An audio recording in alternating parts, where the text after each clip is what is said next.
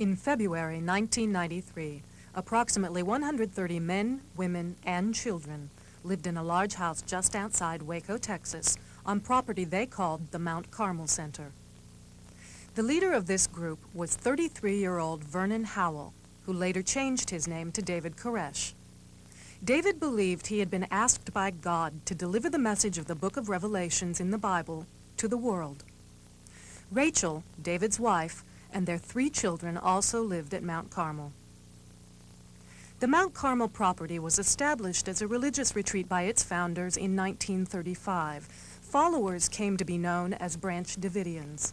In 60 years, there had been only one incident in an otherwise unblemished record of the Branch Davidians' peaceful existence with their neighbors. Former leader George Roden's wife gave leadership of the group to Koresh. Roden then unearthed a dead woman in her coffin and challenged Koresh to see who could raise the dead woman. Koresh called the police, who said they needed evidence. Koresh and several followers went to the ranch to take pictures of the coffin, and Roden opened fire. Roden was shot in the finger. Koresh and 7 others were arrested. All were later acquitted. Former leader George Roden also accused David Koresh of getting his 75-year-old mother pregnant. He raped my mother. In response, David replied, "If I took a 70-year-old woman and got her pregnant, you better watch out. I'm God."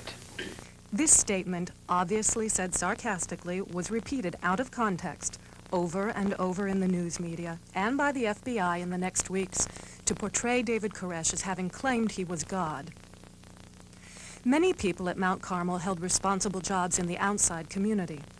Wayne Martin was a well-known and respected Harvard-educated lawyer. Sherry Jewell was a computer analyst and teacher. David Jones was a mailman. Mike Schroeder and Woody Kendricks were craftsmen. Church services were no different than what you'd expect at any church service. His tongue is the pen of a ready writer. So how's God going to talk to me in the latter days? And who's going to bring that book? So there'll be no excuses. The Branch Davidians were well liked by many of their neighbors. And the Branch Davidians had some distinguished neighbors over the years. Texas Governor Ann Richards grew up in Waco. William Sessions was the mayor and a judge in Waco before he became director of the FBI. ATF Director Stephen Higgins and FBI spokesman Bob Ricks both attended Baylor University in Waco. And President Clinton recently appointed a new commissioner of the Internal Revenue Service. She, too, is from Waco. The house was built by the labors of the people who lived there. What happened to target these seemingly peaceful and religious people for the wrath of the United States government? Around 1987, Mark Breaux, a self-proclaimed prophet from Honolulu, Hawaii, joined the Branch Davidians at Mount Carmel. He was asked to leave in 1989 when he tried to take over the leadership of the Mount Carmel Center from David Koresh. Mark Breaux vowed revenge. He called several international agencies and made allegations against David Koresh of adulterous sex, child abuse, and gun stockpiling. One of the groups he contacted was Cult Awareness Network, a group that helps to arrange kidnappings and deprogramming of people who join religious groups. Deprogramming is a form of brainwashing. Cult Awareness Network pushed for investigations of the Branch Davidians. In 1992, Mark Breaux was provided a golden opportunity to get his revenge when a disc jockey named David Jewell became embroiled in a custody battle with his wife, Sherry Jewell, a Branch Davidian who lived at Mount Carmel. Mark Breaux approached David Jewell's mother to tell his sordid tales of sex, abuse, and guns. He then later testified at the custody hearing. In an interview with an Australian network in 1991, David Koresh himself answered these claims. How many wives do you have? One. One wife. One wife. Have you I've committed? always had. Have I committed adultery? Is what you're fixing to have? Have you committed adultery? No, I don't commit adultery. You telling me the truth? I am telling you the truth. Have you beaten children? No, I do not beat children. I think the girl's name was Aisha. Yeah, was her parents there? Her parents were there. Did you do it? No, I didn't do it. Nonetheless, these very same allegations made their way into the search warrant affidavit written by alcohol, tobacco, and firearms agent Davy Aguilera on February 25, 1993. The ATF is responsible for seeing that taxes are paid on certain types of guns and enforcing federal gun laws. Why would these allegations be included in an application to search for weapons violations?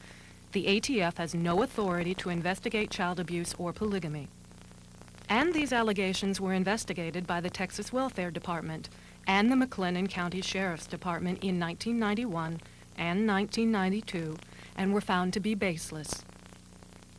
Parts of the search warrant affidavit by Agent Aguilera were false.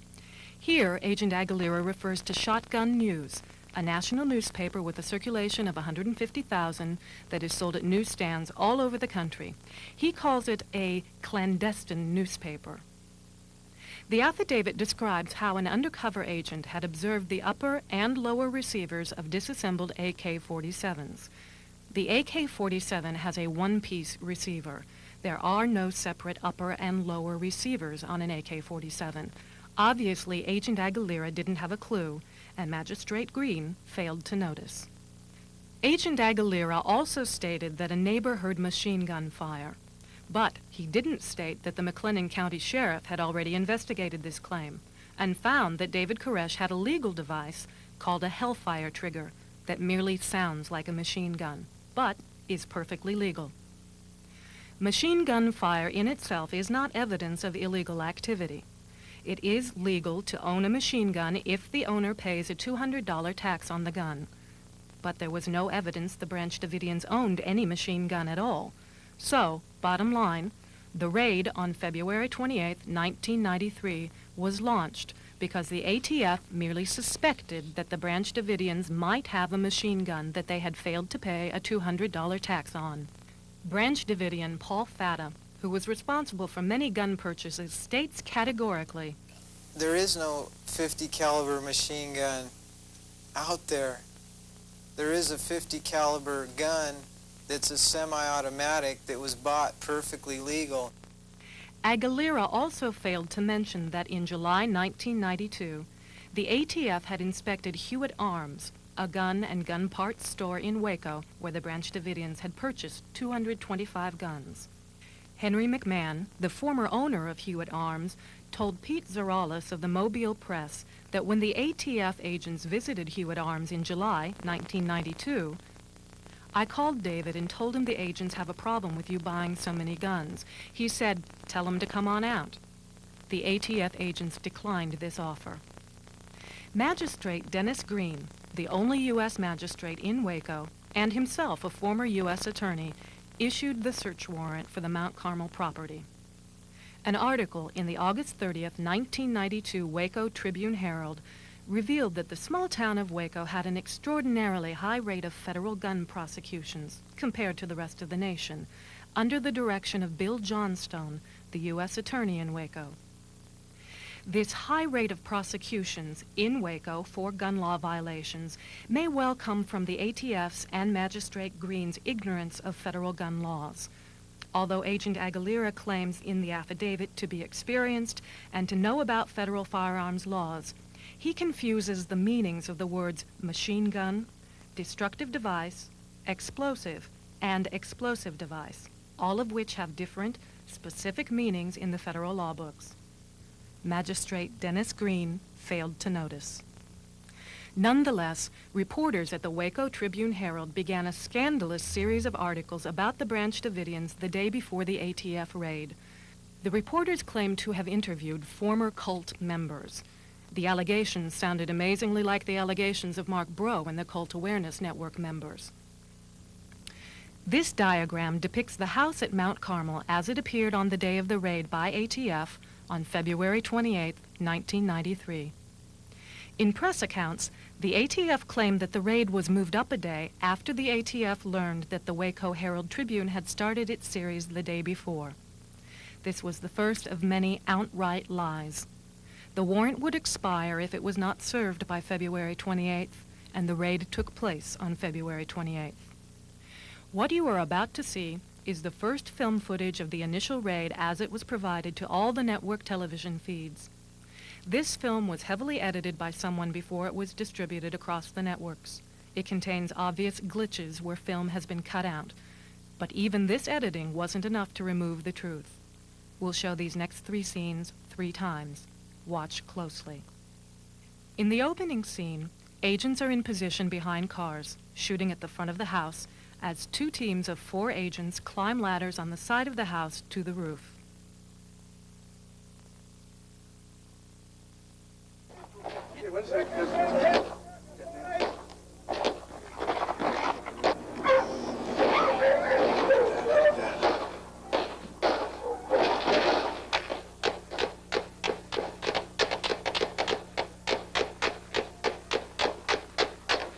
Now we'll replay what you just saw.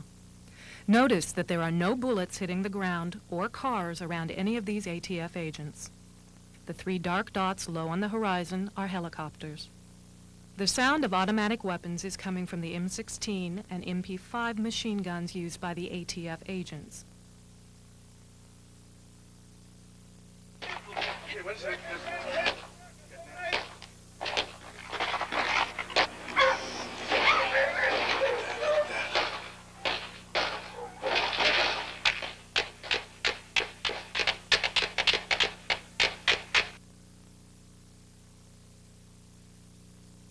In the next scene, 2 teams of 4 agents were supposed to secure the roof within 30 seconds of arrival.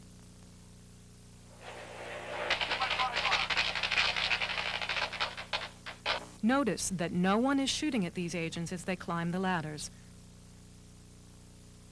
Several of these agents are carrying fully automatic rifles.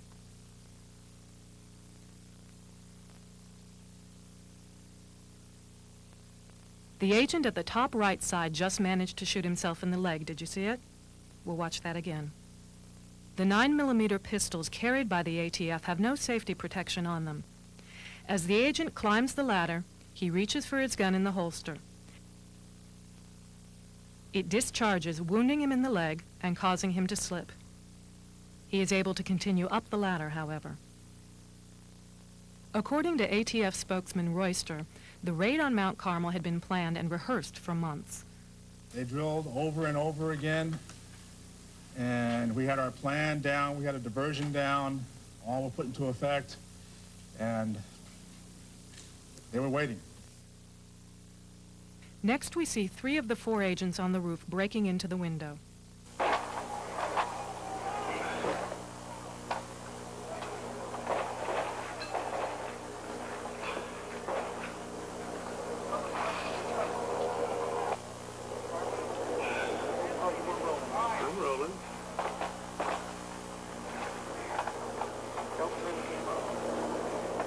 Back before I give me another tape then.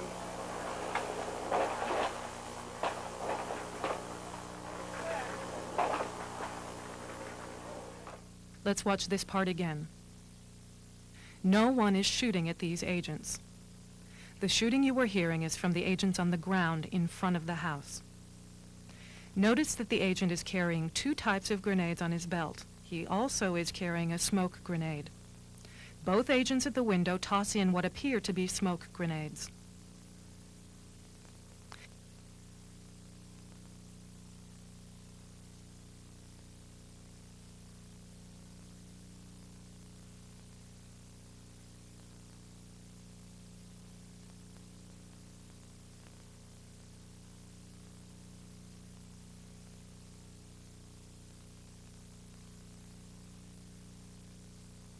After these agents get through the window and into the room, you will briefly see the 4th agent on the roof, followed by one of those badly edited cuts in the film. The film picks up with the 4th agent tossing something into the room. It makes no sense for him to be throwing anything at all into a room where the 3 ATF agents have just gone, unless he intends to injure his own men. He also fires a machine gun into the room twice without looking. We'll watch it at normal speed, then slow it down.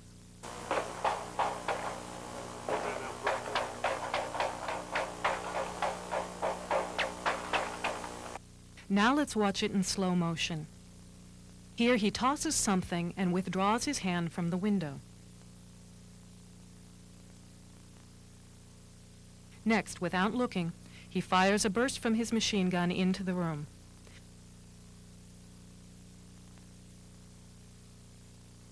Someone begins shooting from inside and bullet holes appear in the wall. In the midst of this gunfire, 3 holes appear at the same time. The agent fires his machine gun into the room a second time. He's then hit by a round. The bullet strikes him in his helmet on the backside of his head.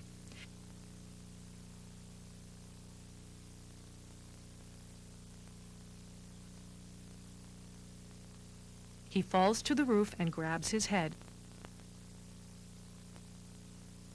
This agent is not hurt, and he later makes it safely down the ladder.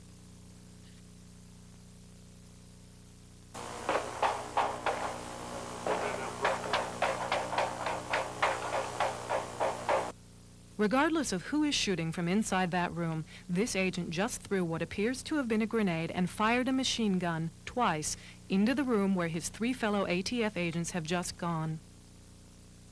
All 3 of the agents who were sent into the window were killed.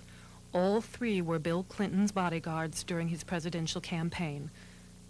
A 4th agent was killed that day before the shooting started as he exited the cattle car.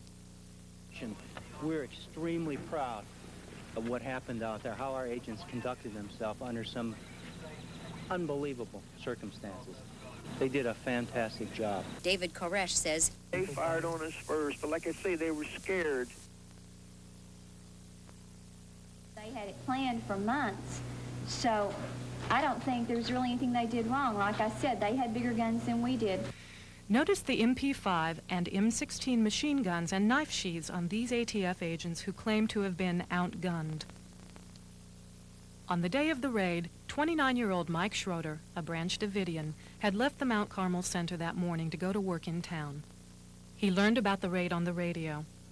His wife, Kathy Schroeder, and their 4-year-old son were inside the Mount Carmel Center. Mike, along with Woody Kendricks and Norman Allison, attempted to go home. Mike was shot 7 times, once through his eye, another through the heart, and 5 times in the back as he attempted to climb over the fence. Norman Allison was captured immediately. He told the ATF that Mike Schroeder had been killed. The official lie, released to the news media, claimed that the men started a shootout as they tried to leave Mount Carmel. The story appeared on March 1st in the Associated Press and in the Waco Herald Tribune on March 2nd. But even this March 1st story reported that one of the 3 men was killed. Documents filed in Norman Allison's indictment also plainly show that the government knew the men were trying to get into the Mount Carmel Center, not shooting their way out. These documents also prove that the government knew on February 28, 1993, that Mike Schroeder had been shot. Yet Mike's body was left hanging on a fence for days. His family wasn't notified of his death until 5 days later. On the 5th day, Mike Schroeder's body, chewed by wild dogs and birds, was picked up on a grappling hook from a helicopter and transported like a side of beef on a meat hook. His mother was in Waco, and she was finally notified of his death by telephone. His wife inside Mount Carmel was never notified of his death by the FBI. Peter Gent's body was left atop a water tower. It fell apart and dropped to the ground when the feds attempted to lift it with a grappling hook. The Branch Davidians buried what remained of his body. 2 of the ATF's own agents sum up the ATF mentality pretty well. And the thing that I find totally abhorrent and disgusting is these higher level people took that same oath, and they violate the basic principles and tenets of the Constitution and the laws and simple ethics and morality. That's what disgusts me. In my career with ATF, the people that I put in jail have more honor than the top administration in this organization. I know it's a sad commentary, but that's my experience with ATF. On the 4th day, Jeff Jamar of the FBI is brought in to be in charge of the operation, replacing the ATF. From this point on, all news people will be kept 3 miles away from the Mount Carmel Center. ATF agents armed with machine guns and state troopers are posted at roadblocks to keep citizens 5 miles from the Mount Carmel Center. The only news that anyone in the United States will receive will be the official version told by Agent Bob Ricks of the FBI. It is illegal to use military troops against United States citizens under the Posse Comitatus Act, 18, United States Code 1385, but the FBI brings in tanks from nearby Fort Hood, a U.S. Army installation, to surround the house.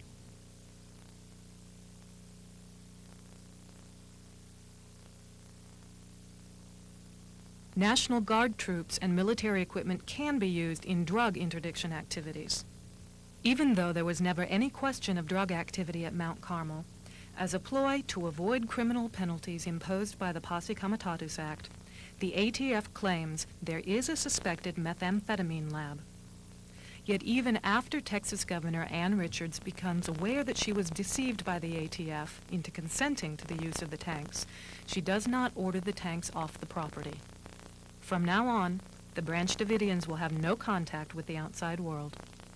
The FBI orders all the utilities, lights, phone, water, gas, and plumbing to the house to be disconnected. A telephone wired directly to the FBI is put in place. The FBI sets up a steady stream of torture directed at the Branch Davidians, which included many small children inside the house. Bright stadium lights keep the house lit up 24 hours a day, as a loudspeaker blares sounds of rabbits being slaughtered, Tibetan monk chants, and Nancy Sinatra's song, "These Boots Are Made for Walkin'." One refrain of that song says, "I just found me a brand new box of matches, yeah, and if you play with fire, you know you're gonna get burned." Whenever a Branch Davidian falls into disfavor with the FBI, the tanks are used to crush the person's car, or, in the case of the children, their go-karts as punishment. On March 27th, the London Times runs an article describing the equipment used by the FBI.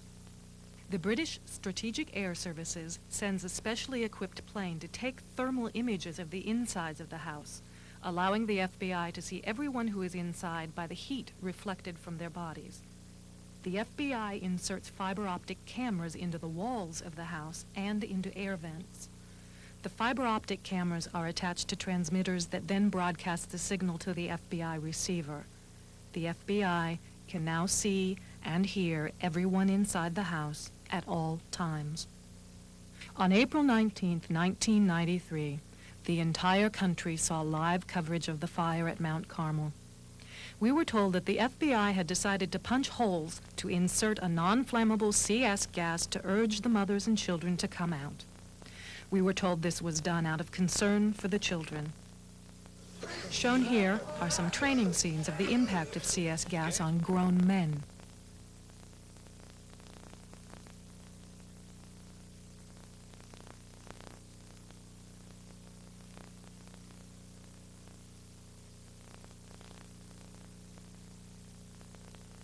To understand the full impact of the following scenes, it is important to understand the layout of the Mount Carmel Center. The underground bunkers were not under the house. There was a cement tunnel that ran from a trap door in the end of the house out to two main underground shelters out in the yard, one of which was in front of the water tower. Anyone who was inside either one of the underground bunkers should have been untouched by either fire or smoke. In this picture, this end of the house is where the trap door to the underground bunker was. This film was taken long before 6 a.m. the morning before the fire started. There is a large hole at the base of the building, and the building has already been knocked off its foundation. There is a round hole in the side of the building. What appears to be a large blood splatter is visible on a wall on the other side. Something, perhaps a curtain, flaps from inside the building. Remember, with the sophisticated bugging and surveillance equipment the FBI used, the FBI knew where all of these people were at all times. They could see them and hear them.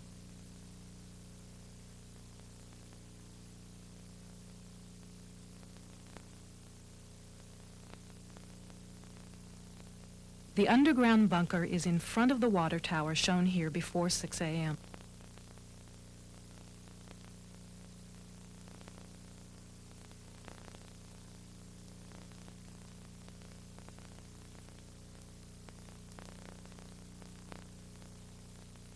This tank was over the tunnel to the underground bunker. For more than 2 hours, a tank is over the underground bunker or at the hole in the corner of the house at the entrance to the tunnel. Each time the tank opens, agents can be seen getting in or out, and the camera filming it conveniently cuts away. At approximately 6:10 a.m., smoke begins pouring from the underground bunker.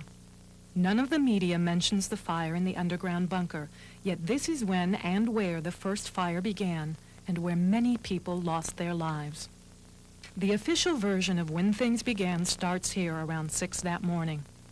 There is a flag propped against the door. The flag is not black, and it is not wedged in the door as the media reported. It is a red and blue flag. Whatever it is, it appears to be a flag of a conqueror, not a flag set outside by the Branch Davidians. The first tank that is sent in is a tank retriever. It has no apparatus to insert any kind of gas. It appears at precisely the time the smoke you saw earlier was seen coming from the underground bunker. It is not making so-called small holes to insert gas. It is destroying the end of the house over the trap door that leads from the bunker, making sure that no one inside the now burning bunker can escape.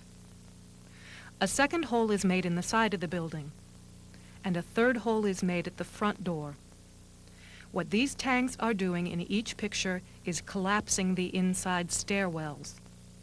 The following footage proves beyond any doubt that the tanks intentionally set the house on fire. It proves that the Branch Davidians were murdered. Watch carefully as the tank backs out of the house. You can see that this tank has a gas jet on the front that shoots fire. You can also see the fire quite plainly. The tank goes into the house twice, and each time as it backs out, the fire at the gas jets is plainly visible. In the scenes that were shown throughout the country as the location where the fire supposedly started, smoke comes out a second-story window. As flames erupt from the second-story window, watch as a tank appears around the corner. There is an agent on this tank, as if he had just leapt down onto the top of the tank.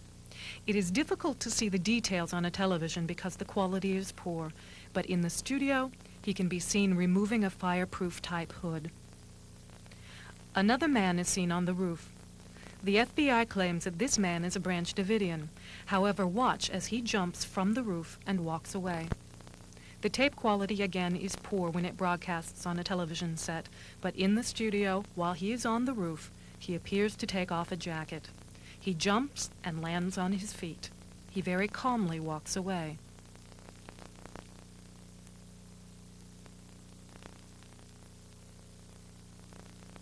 As he walks, he can be seen removing a hood.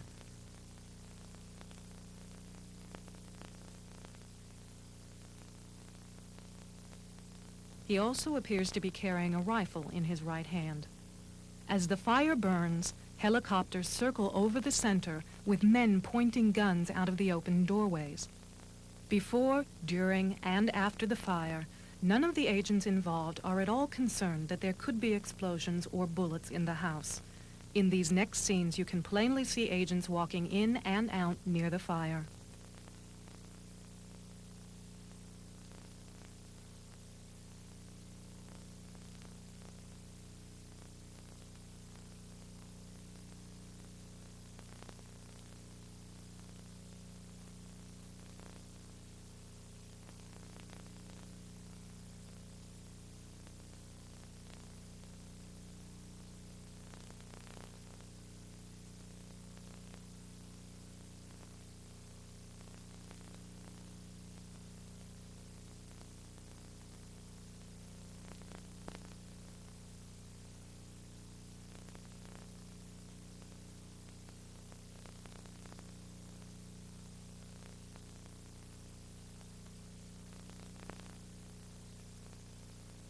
In any ordinary crime scene, great pains are taken to preserve evidence. Here, tanks methodically push what remains of the house and evidence into the fire. The fire takes less than an hour to burn down the entire center.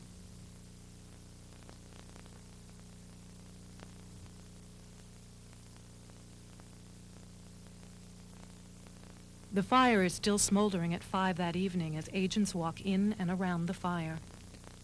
It is obvious that there is no genuine concern over the supposed millions of rounds of ammunition. Even though the FBI and the media consistently referred to this cement building as the bunker, the real bunkers were underground, as you were shown earlier. Many of the bodies that were found in the underground bunkers, not in the well house. In one final crude and insensitive display, the ATF raised its flag in victory over the ruins of Mount Carmel before the day was over. One voice was heard that day telling the truth. Brad Branch, a Branch Davidian who had left the Mount Carmel Center before the day of the fire. Now they're finishing off the job right now. They're destroying the crime scene. America, this is the biggest lie that's ever been put before the American public, ever.